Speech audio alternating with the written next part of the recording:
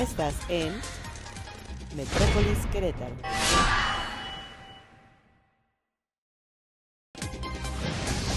Estás en... ¿Qué tal? Muy buenas tardes para nuestro público y auditorio de su espacio Reflexiones aquí en el canal de Metrópolis. El día de hoy tenemos una visita muy especial. Esta visita, pues ahora sí que el tiempo es breve, el contenido es muchísimo, pero vamos a tratar de ser muy prácticos. Doctor, bienvenido a su espacio, doctor Santiago Nieto Castillo. Muchas gracias por la invitación. Al contrario. Reflexiones y a Metrópolis. A usted, doctor. Fíjese que, de entrada para nuestro público, el tema es relevante porque independientemente de que usted es un queretano muy destacado, que actualmente tiene una encomienda, sobre todo por parte de nuestra presidenta de la República, la doctora Claudia Sheinbaum Pardo, en este caso en el Instituto Mexicano de la Propiedad Industrial. Es relevante porque este organismo público descentralizado, que en este caso pertenece a la Secretaría de Economía, tiene en su encomienda, pues ahora sí que un historial que usted ha hecho propio, sobre todo por logros y objetivos. En primer término, doctor, y en ánimo de aprovechar el tiempo, no sé si usted nos pueda compartir un balance, sobre todo de lo que se ha realizado en el tiempo en que usted ha llegado al instituto. ¿Qué nos puede platicar, doctor? Bueno, primero decir que efectivamente tuve la gran fortuna de que la presidenta Claudia Sheinbaum me invitara a este espacio del Instituto Mexicano de la Propiedad Industrial. Es un organismo que ve muchas cosas, o sea, ve innovación, ve ciencia, pero también ve tradición y cultura con las denominaciones de origen, las indicaciones geográficas, ve el combate a la piratería y en general procedimientos contenciosos administrativos para proteger derechos de autor y derechos de propiedad industrial, y finalmente ve el capítulo 20 del Tratado de Libre Comercio con el TEMEC, con Estados Unidos y Canadá y con Europa. La verdad es que con Europa hay menos conflicto. En realidad pues, las tensiones se han desarrollado en el ámbito de el inicio de la revisión del tema que vamos a tener este 2026. Primero, diría, la presidenta me pidió aumentar el número de patentes mexicanas, esa es como la instrucción clara. Yo hoy estuve platicando con la consejera jurídica, con Estela Damián, sobre unos elementos que se requieren para mejorar el procedimiento en la ley. Y se aumentó, y eso también es interesante verlo, como gradualmente, desde 1994 que empieza el instituto hasta 2025 el cierre, gradualmente ha ido aumentándose el número de patentes mexicanas. El récord histórico era 2024 con 700, para 2025 tenemos 1122 patentes, de las cuales faltan un poco más, como 150 de hacer el pago correspondiente, pero ya son patentes que se han concedido para mexicanas y mexicanos. Insisto que ese récord histórico es casi el doble de lo que estaba sucediendo en el sexenio anterior, y es 3 veces más de lo que estaba haciendo en la época de Enrique Peña Nieto, y es 4 veces más de lo que se estaba haciendo en la época de Felipe Calderón. Entonces, creo que ¿tiene que ver con qué? Pues con que la presidenta es científica, conoce la validez del tema, y algo que es muy interesante para mí, por lo menos, es que el año 2025, el Premio Nobel de Economía se lo concedieron precisamente a 3 investigadores que hicieron una investigación sobre el impacto de la propiedad intelectual en la economía. En la medida que se protege la propiedad industrial, los derechos de autor, ahora estamos en el tema de derechos del patrimonio cultural, de derechos de comunidades indígenas y afrodescendientes, esto puede generar un mayor crecimiento económico.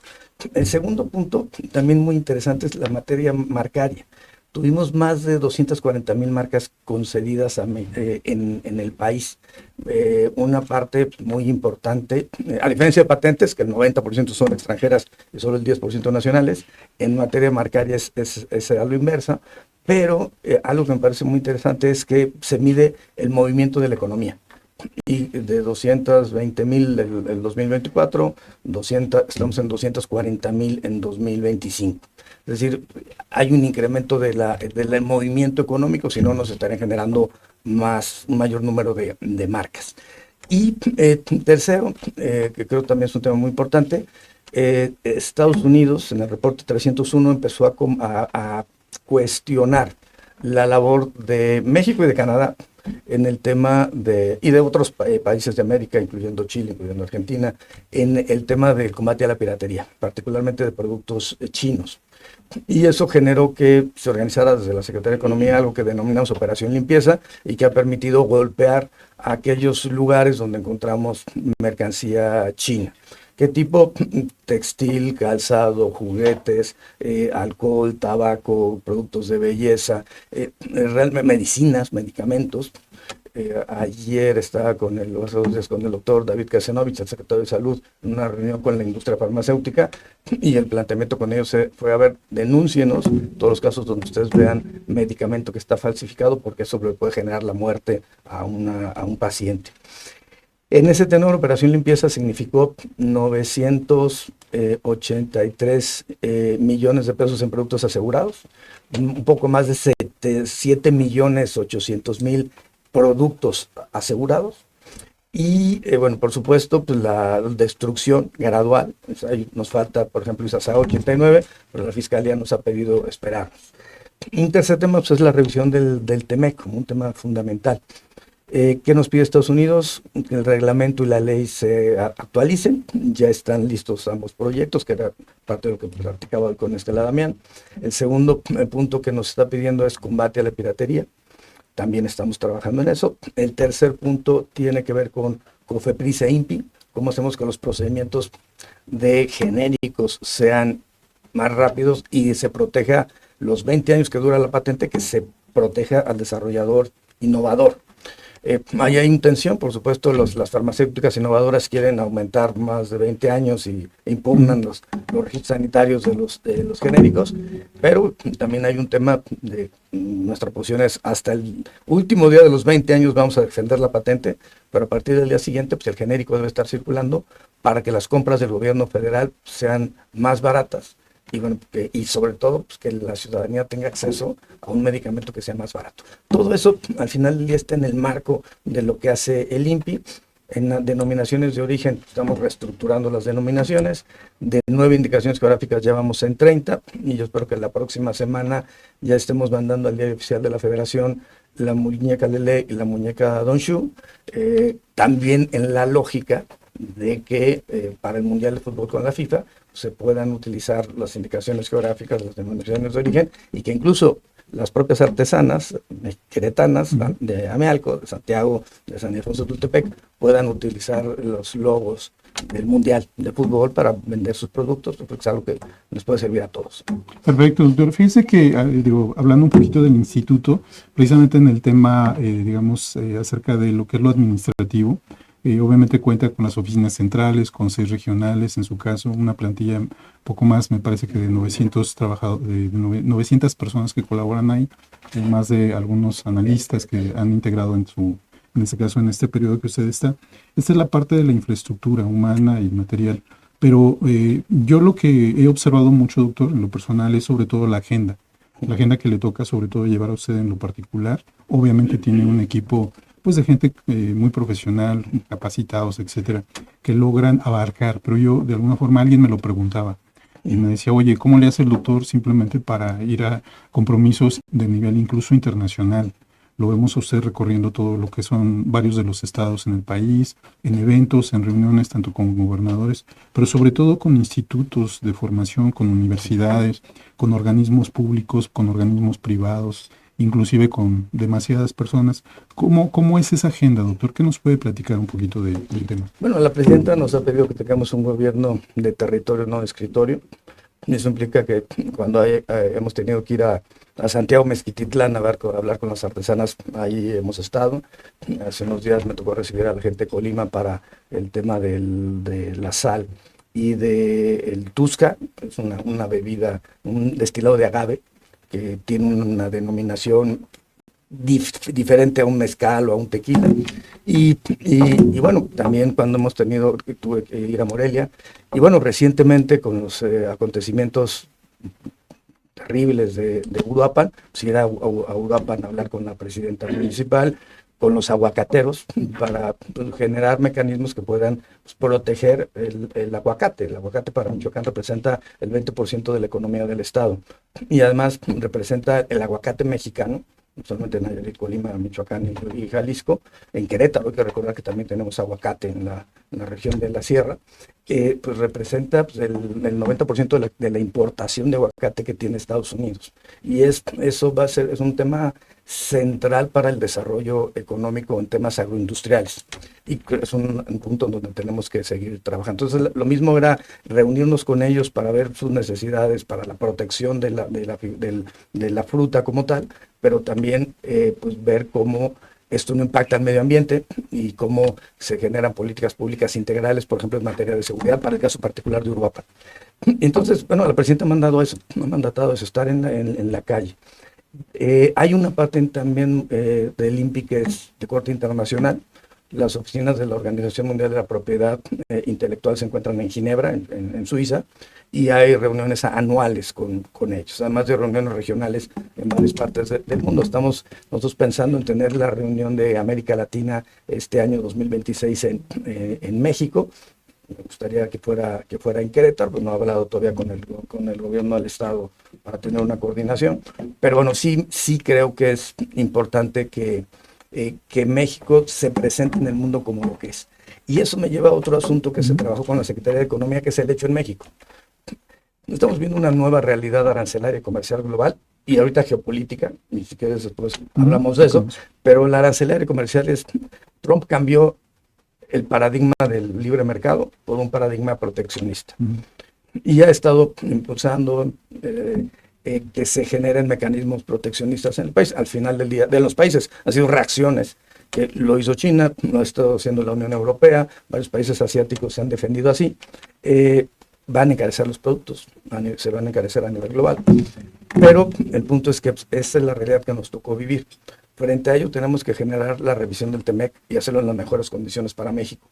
Y bueno, evidentemente pues la mejor forma de hacerlo es tener cumplimiento de nuestras obligaciones internacionales. Muchas de ellas además son muy válidas, como esto que planteaba de los medicamentos genéricos.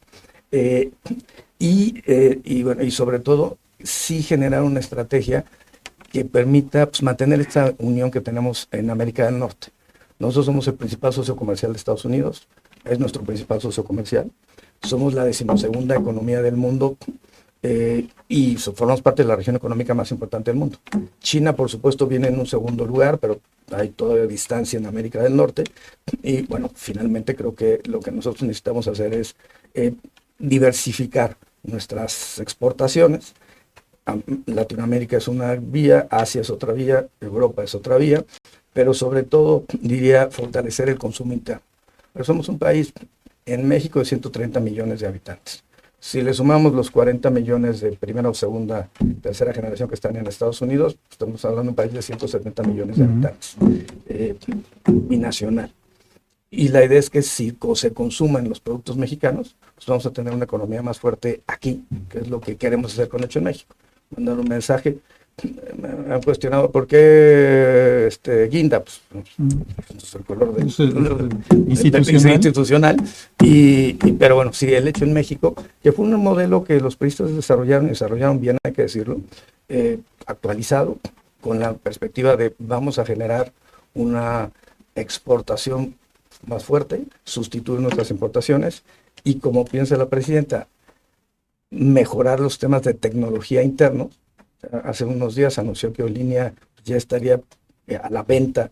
Ya tenemos Torú, que es el camión eléctrico. ¿Y qué es lo que está haciendo eso? Pues realmente actualizándonos a lo que está sucediendo en otras latitudes. Vietnam, un país que hace 50 años estaba invadido por una potencia extranjera, pues hoy en día tiene 10 veces más consumo de semiconductores, producción de semiconductores que nosotros, y ya tiene un auto eléctrico. Nosotros apenas vamos a sacar el nuestro. Entonces, creo que eso es un buen mensaje para México, que el consumo interno se incremente y que podemos darle un mensaje al mundo de la enorme calidad de nuestros productos. Sí, doctor, antes de pasar al tema geopolítico, que es de gran relevancia, sobre todo por la, digamos, la velocidad que están tomando los eventos, pues en este caso a nivel internacional, una pregunta, doctor. El día de hoy incluso me tocó ver por ahí en una de las redes un concurso infantil. Sí, el año pasado, usted mismo ya lo acaba de comentar, precisamente el premio que se entregó para la innovación y demás, y que se va a volver a repetir. Pero este me llamó mucho la atención porque va enfocado incluso a un sector importante, que es lo que viene. Ya no hablamos de los jóvenes, hablamos de otra generación que está en puerta, pero que ya se incentiva. ¿De este qué nos puede platicar, doctor? Sí, a ver, la ciencia debe iniciar desde temprana edad. La educación muchas veces en México, más bien en el pasado, estaba pensada sobre todo en el ámbito de la memorización. Era un buen estudiante el que memorizaba, que repetía cosas, y no el que generaba una reflexión. Esto de alguna forma implicó que hubiera mucho desarrollo hacia el ámbito, pues, de las humanidades, de las ciencias sociales, pero la parte de física, matemática o de química y biología quedaron un poco rezagadas. Por supuesto, la parte económica también tuvo desarrollo relevante, pero en esos dos aspectos hubo, pues, varios errores de diseño. Uno, por ejemplo, la ley de ciencias impide que las y los investigadores de un centro de investigación público del Estado reciban regalías por sus inventos. Yo creo que sería importante que recibieran una regalía. Lo hace Corea del Sur, lo hace Japón, lo hace Europa, lo hace Estados Unidos. Yo no vería por qué no. Entonces, es una de las propuestas de reforma legal que se ha planteado. Pero volviendo al tema, la idea es empezarlo desde una primera infancia. Entonces, la idea es, se lanzó esta convocatoria en el Centro Cultural de Los Pinos, en la Ciudad de México. Se está replicando en los estados, inclusive de otros partidos políticos como Movimiento Ciudadano en Nuevo León han hecho una invitación para que hagamos un lanzamiento estatal. Y la idea es que se puedan, pues, calificar estas categorías para niños y niñas hasta los 12 años. Estamos hablando, pues, de cuentos, estamos hablando, pues, de música, estamos hablando evidentemente de inventos o de ideas que puedan tener un premio. Es un premio, digamos, modesto, pero con la idea de que poder incentivar el desarrollo de la ciencia y tecnología, y que las personas, los niños se dediquen a esas ramas del conocimiento. En un país además que tiene una enorme riqueza en materia intelectual, una enorme producción científica, pues México, la Ciudad de México es el clúster 79 a nivel global de innovación en el mundo, el segundo de América Latina después de Sao Paulo. Y yo honestamente creo que Querétaro podríamos generar un ecosistema parecido, y que, pues, permita que también aquí se convierta en un Silicon Valley, como muchas veces lo hemos platicado.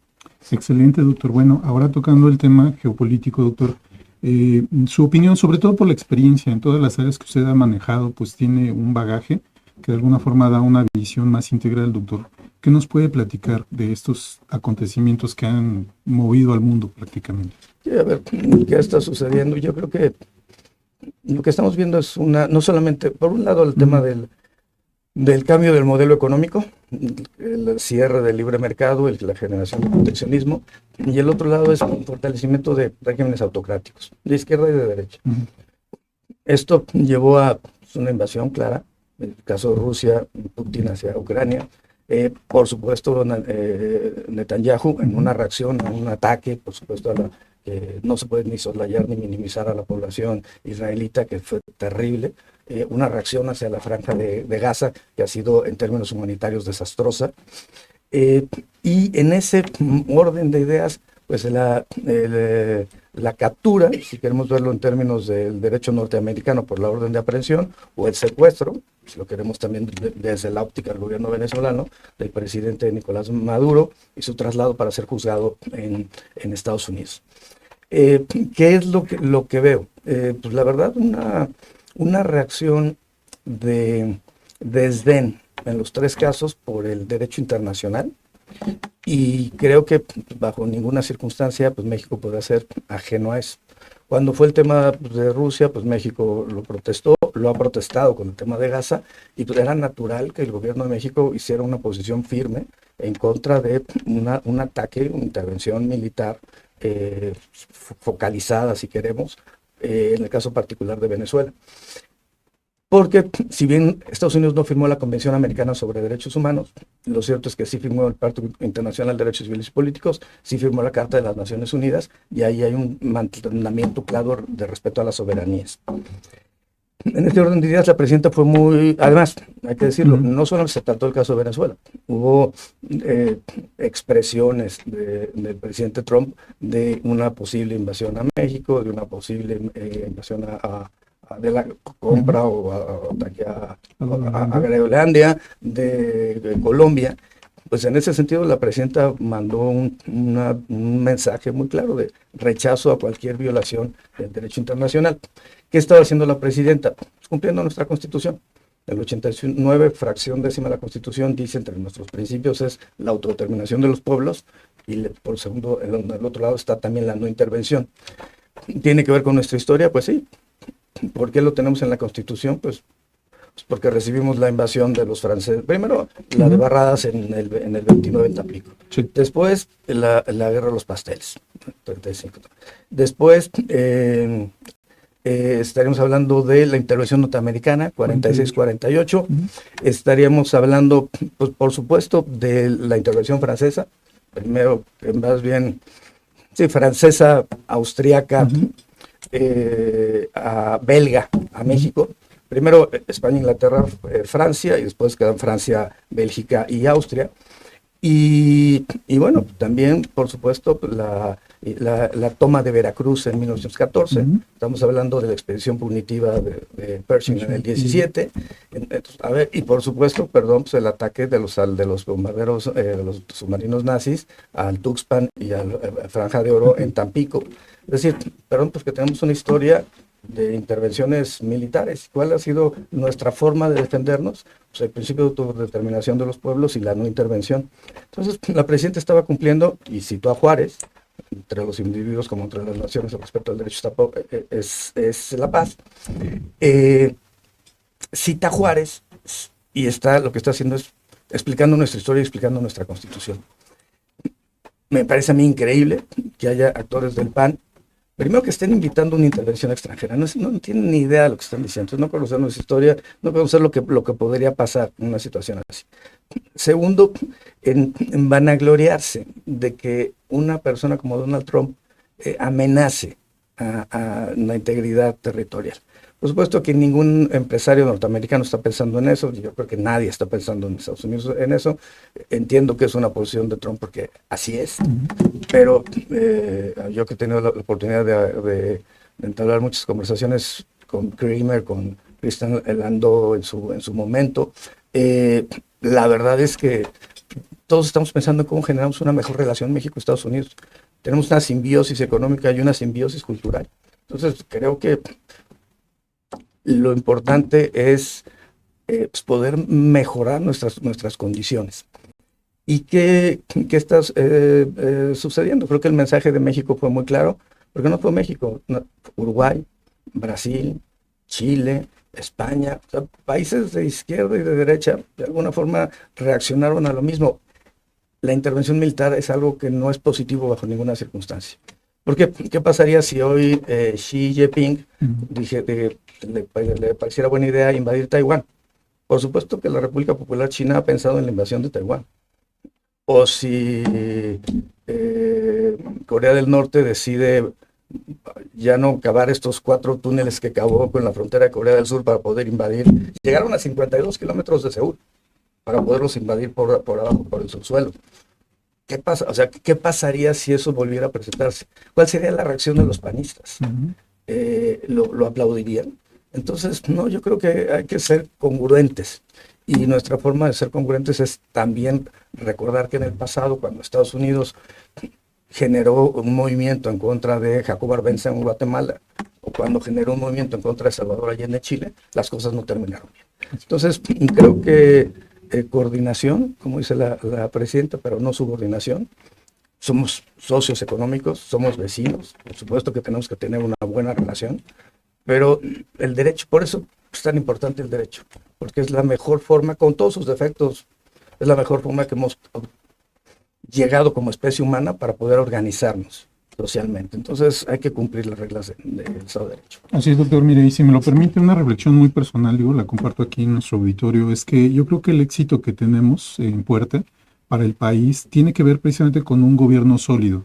Sí, la presidenta, precisamente en la llamada con Donald Trump, hizo referencia a nuestra Carta Magna, a nuestros principios, todo lo que usted nos refiere, y yo creo que como ciudadano, muy en lo personal, es que al final del día es un gobierno que está cimentado en bases jurídicas sólidas, en una representación popular que se determinó en el proceso pasado, que fue mayoritario, y segundo, tanto la tradición, sobre todo con la visión del nuevo gobierno, este gobierno que tenemos hoy a nivel nacional. Creo que desde mi punto de vista son la forma de contrarrestar un posicionamiento tan inestable de nuestro vecino o de los vaivenes, en este caso, de la globalización. Ahora, doctor, pasando a otro tema, a mí me gustaría que nos compartiera con nuestro auditorio, digo, ya el horario nos lo permite, simplemente también que nos platique un poco usted referente a lo que tiene que ver con Querétaro. En materia política, en la calle, luego escuchamos mucho su nombre, las encuestas de diferentes casas, las mediciones, pues no hay una que no lo ubique usted como en este caso puntero, dentro de lo que son los perfiles del Movimiento de Regeneración Nacional. Y también hemos visto algunas entrevistas donde ya le han hecho alguna pregunta referente al tema, pero para nuestro auditorio, ¿cuál es su posicionamiento, doctor? La reflexión de lo que usted, las inquietudes que ustedes lo mueven, ¿qué nos puede platicar, doctor? A ver, primero diría que formo parte de un movimiento. Ese movimiento lo encabeza hoy la presidenta Claudia Sheinbaum Pardo. Formo parte de su gabinete y voy a estar donde ella determine. Por supuesto que tengo interés de participar, tengo que esperar a que Morena lance la convocatoria. Seguramente va a haber va a haber coaliciones electorales para las elecciones del 2027, tanto a nivel federal como a nivel local, por lo que se ha anunciado por los distintos partidos políticos. Y pues, a diferencia del PAN, en donde el candidato del PAN, y además va a ser así, va a ser hombre, eso ya queda muy claro, necesita un solo voto para ser candidato, el de Mauricio Curi. En nuestro caso, pues, es una encuesta que se lleva ante todas las queretanas y los queretanos. Será las queretanas y los queretanos, mediante encuesta, definirán quién es o el hombre o mujer que encabece a Morena y a la coalición, pues, de cara al proceso de la gobernatura del 2027. Pero sí, ¿qué temas estoy viendo? Pues primero, que ha habido un incremento en el tema delictivo en el Estado, o sea, incremento del 230% en materia de feminicidio, 46% en materia de narcomenudeo, 3% en materia de extorsiones, según datos del Sistema Nacional de Seguridad Pública. Por otro lado, sí veo incremento del robo al transporte. Por otro lado, sí veo una problemática vinculada con el hecho de tener esquemas que sean realmente efectivos de combate a la corrupción. Me tocó ser procurador de Hidalgo durante 16 meses y metí a la cárcel a 10 presidentes municipales, 13 secretarios de Estado, y yo creo que me han tocado en estos mismos tiempos 2 fiscales de Querétaro, y la verdad es que no veo nada que haya sido parecido. 3, ¿qué creo que requerimos? Pues más coordinación con la Federación. La obra más importante de Querétaro pues es el Tren México-Querétaro que está impulsando la presidenta. El apoyo social más importante es los 12,000 millones de pesos en programas sociales que llegan a 500,000 de queretanas y queretanos, que también son del gobierno federal. Y yo sí creo que debemos traer IMSS Bienestar, creo que debemos traer Sembrando Vida, y creo que debemos dejar de ver que estar ajenos a lo que pasa en el resto del país nos va a servir. Creo que es muy importante la ciencia y la tecnología. Creo que Querétaro, por su propio ecosistema, o sea, tenemos aquí una serie de universidades de alta calidad, tenemos centros de investigación, pero somos el 11º estado en materia de innovación, en materia de patentes, otorgamiento de patentes. Creo que tendríamos que hacer algo mucho más. Y bueno, el punto central es que yo estaré esperando lo que mencione, lo que diga Morena en su convocatoria, y bueno, pues por supuesto que el objetivo es que en lo particular yo estaré apoyando al candidato o candidata que sea designado por el movimiento. Yo tengo la mano levantada, sigo con esta ruta, pero lo más importante para nosotros es traer a Querétaro la cuarta transformación, que se sienta y que podamos de alguna forma disminuir, claro, las enormes desigualdades sociales. Y la presidenta lo dijo en su informe. Del 2018 al 2025 se bajó de 51% los niveles de pobreza a 38%. Fueron 13 puntos. ¿A dónde se fueron ese 13% de la población? A la clase media. Y eso es lo que queremos decir. ¿Qué queremos nosotros? Ensanchar las clases medias, que haya más clases medias. Porque lo hizo Suecia al terminar, desde un poco, un poco antes de que terminara la Segunda Guerra Mundial. Lo hizo Estados Unidos con el New Deal. Fue un esquema que desarrollaron de alguna forma los ingleses cuando se dieron cuenta de los efectos negativos de la revolución industrial que había generado tanta división entre ricos y pobres. ¿Qué fue lo que hicieron? Incentivar las clases medias. Y creo que ese es el objetivo de nosotros. Por supuesto, que todas las clases sigan prosperando, pero que mientras más clases, mientras el país tenga una mayor clase media, vamos a tener mejores condiciones de vida para todas y para todos. Y eso es el concepto de prosperidad compartida. Hace unos días estaba leyendo un libro de Poder y Progreso de Acevedo y Johnson, que dos frases, una de Milton Friedman que decía: las empresas, la responsabilidad social de las empresas es producir más beneficios para sí mismas. Y otro, Ralph Nader, que decía que la democracia estaba en juego si dejamos que la cleptocracia y grupos oligárquicos estén controlando toda la vida social a partir de grandes corporativos o empresas. Completamente distintas. Milton Friedman ganó la batalla, pues digamos que sí. Al final del día, Ronald Reagan, Margaret Thatcher impulsaron las ideas de Friedman, pero generaron, claro, mayor crecimiento económico, no lo podemos negar, pero mayores desigualdades sociales. Y eso al final generó más inseguridad, más inestabilidad, más violencia y fortalecimiento de grupos delictivos.